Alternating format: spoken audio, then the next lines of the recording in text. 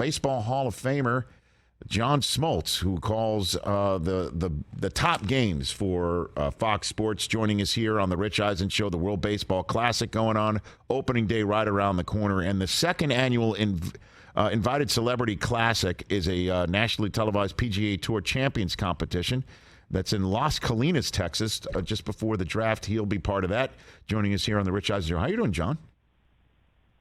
Doing great. It's a little bit unusual day here in Arizona. Rain. Yep. Here as well. I don't think I've seen it. I don't think I've seen it much. I hear you, John. I hear you. What'd you think about the way your Lions finished the season? You know, it's football free agency day, and, you know, I always got football in the brain. They look pretty damn good, man. You know, yeah, it's like the greatest torture you could ever imagine. You go into that game the week before, if something happens, you're playing for your playoff spot. You know, I don't know. I've been in a straitjacket my whole life with the Lions, and to win that last game and knock out Green Bay was the torture because you just wonder if that could have happened if a playoff spot was available. But every year it's wait till next year, and I sure hope. I mean, I got a bucket list that's pretty full. I've pretty much accomplished and marked off a lot of things. The last item is going to a Super Bowl. Well, that's it. That's all I want in life. How about ending Aaron Rodgers' Packers career? How about doing that that's what it looks like the Lions did, John. Well, and that's what I'm saying. Like that in and of itself, you know, the whole world noticed the Lions and their guts and the coach and what he was able to get his team prepared for, because leading into that game hours just before they got the news they weren't going to be in the playoffs. So to win that game says a lot. But it's the torture that all us Lions fans and growing up, you know, I've seen one victory in a playoff, one in 55 years.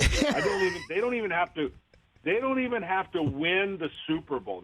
If they go, my bucket list is complete, and that's it. That's what I'm waiting for. Have you met Dan Campbell yet? You ever meet him? The HC? I have not. Oh, you'd love him. And I'm looking forward to it because, look. You'd love him. Look, when I follow a team, I follow a team. I don't jump off. I don't, pretend that was never my team. The Detroit Lions have always been an infatuation of, can they just please? I mean, they got robbed in Dallas in that playoff game. They picked up that flag on the pass interference. I could tell you just about anything of the heartbreaks. But now we're moving in the right direction, and it looks like they could be the favorites next year in the North. Well, it also helps to have a Michigan man, right, like Aiden Hutchinson, right, John? You want to no doubt talk him up? No doubt. Yeah. How far do you have Sparty going? Michigan. How far do you have Sparty going in your tournament bracket? Did you fill one out? How far do you have Izzo going? I did. What do you think? I filled it out, and it's probably of all the draws. Mm-hmm. I mean, no disrespect against the other teams. I think they have a chance to advance to Sweet 16. I don't know too. if they were in any other bracket. I mean, it's the same old story. I've watched every game. If they go 5 minutes without scoring a field goal, they're going to lose. And they were clicking there for a while, a little hiccup against Ohio State. But Tom, and he'll have them ready. First game's going to be tight the whole way, and hopefully they can win against USC, and then more than likely they're going to face Marquette. John Smoltz here on the Rich Eisen Show. Let's talk some ball before we just get you to your golf tournament that you're playing in April. I love the World Baseball Classic, man. It just gets my competitive juices flowing in March, and it means a lot. Fans are into it. The stars of the game are all in. I am loving it, and I wonder what you think. What you think the World Baseball Classic does for the sport, John? Well, for the other fringe countries, it's everything. Like, they're trying to build their brand. They're trying to build baseball. They're looking for every exposure and any opportunity. For the marquee countries that have always been known for baseball, it's everything. I mean, the Dominican Republic, Puerto Rico, Venezuela, Japan, all the other countries other than the U.S. This is their opportunity of a lifetime, right?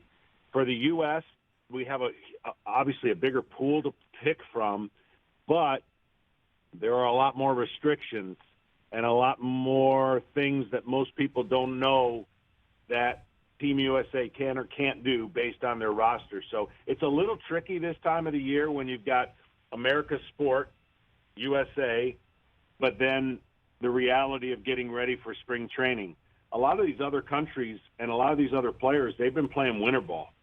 They're a little bit more repped up, and they're a little bit like they're closer to ready, probably ready right now, more so than some of the other guys who traditionally use this as an opportunity to get ready for their team. So it is an emotional, chaotic tournament.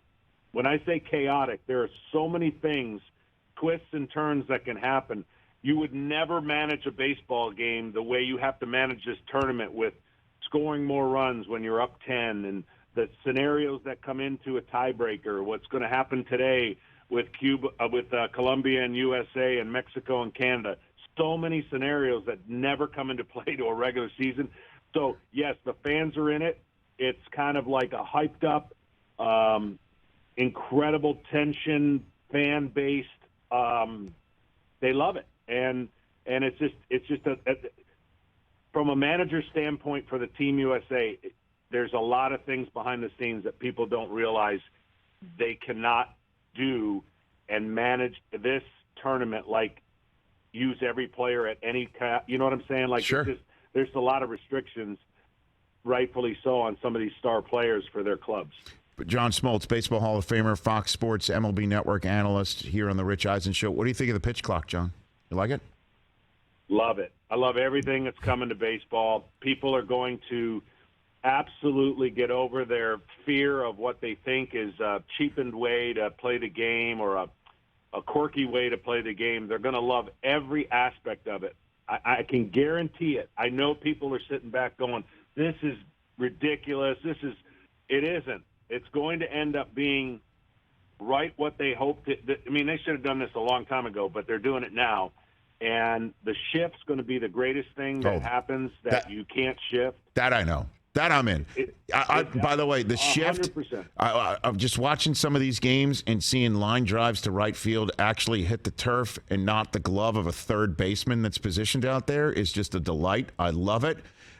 My concern about the pitch clock, John, is a walk-off pitch clock violation ending an intense rivalry game that requires a result, that people are...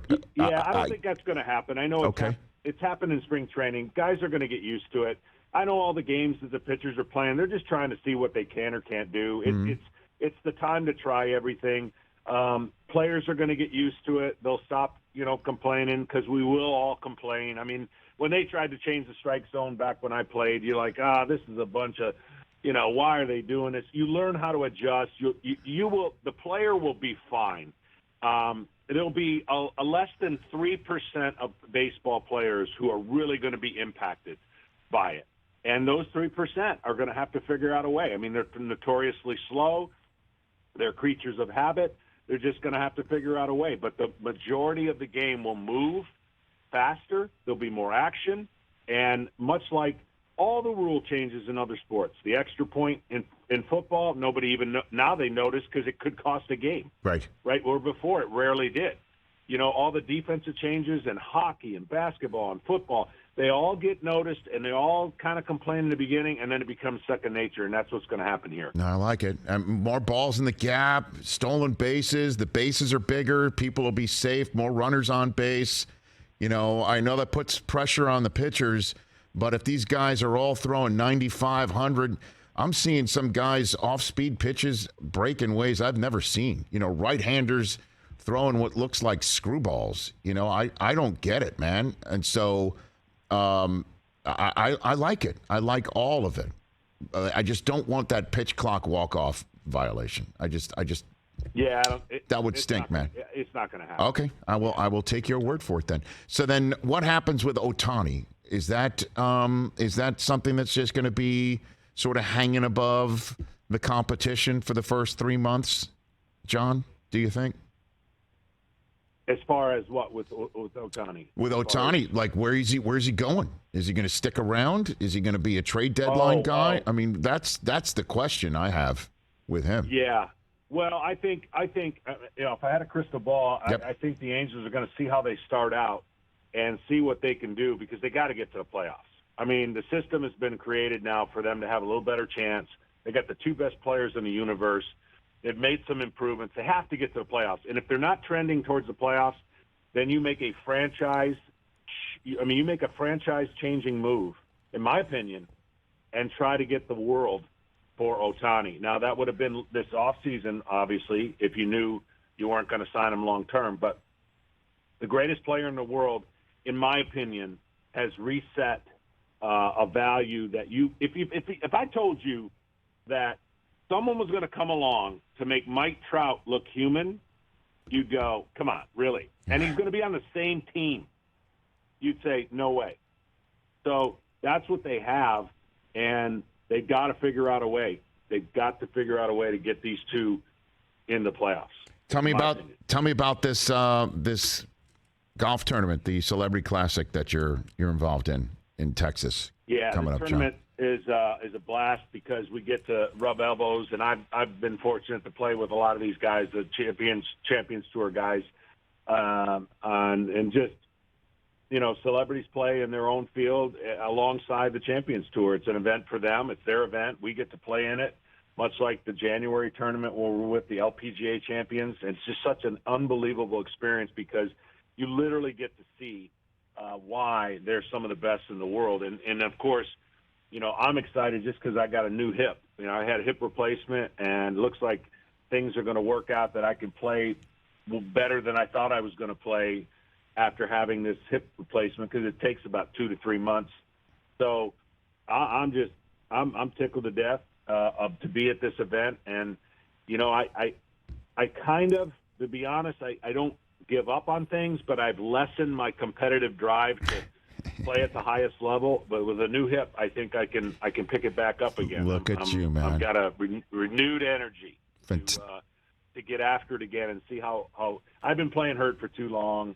I've been swinging. I love golf, as you know. Yep. And it wasn't a lot of fun for the last year and a half. Well, John, it's always fun catching up with you. Let's do it more often. Good luck with your Spartans in the bracket, and everyone should go to invitedcelebrityclassic.com for tickets to this event that John and others like Romo probably going to be there. A whole bunch of folks playing golf. Yep. Thanks for the call. Hey, listen.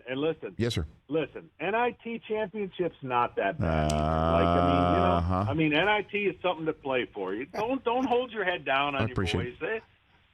I'm rooting for them to win the NIT. We should have spoken. We should have spoken last November and October and December and January. It's been too long, John.